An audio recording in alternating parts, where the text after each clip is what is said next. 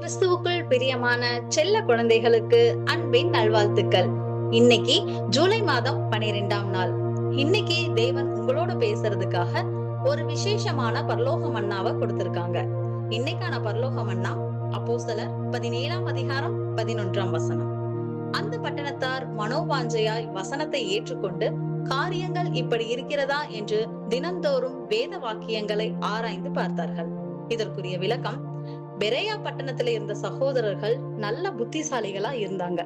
அப்போஸ்தலனாகிய பவுலும் சீலாவும் தங்களுக்கு கற்றுக் கொடுக்கும் காரியங்கள் எல்லாம் உண்மையானதா அப்படிங்கறத உறுதிப்படுத்துறதுக்காக அவங்க ஒவ்வொரு நாளும் வேத வாக்கியங்களை தாராளமான மனசோட படிச்சு ஆராய்ந்து பார்த்தாங்க.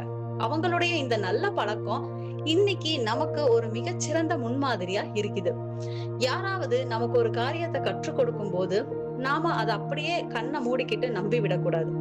ஒவ்வொரு காரியத்தை பற்றியும் தேவன் தம்முடைய வார்த்தையில, அதாவது வசனத்துல என்ன சொல்லி இருக்கிறாரு அப்படிங்கறத வேதாகமத்தை எடுத்து நாமே சரிபார்த்து ஆராய வேண்டும்.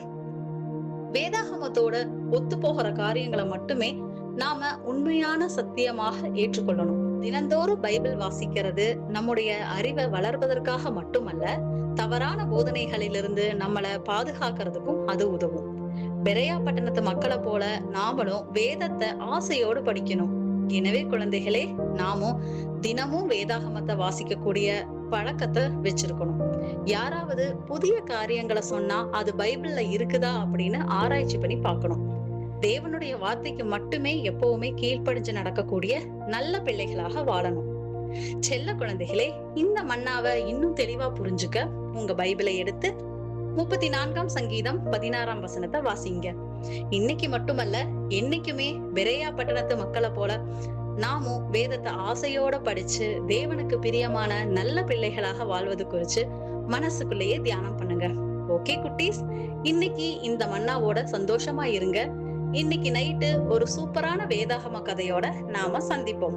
எப்பவுமே தேவனுக்கும் கிறிஸ்துவுக்கும் பிடிச்ச சமத்து பிள்ளைகளா இருங்க. God bless you. Bye.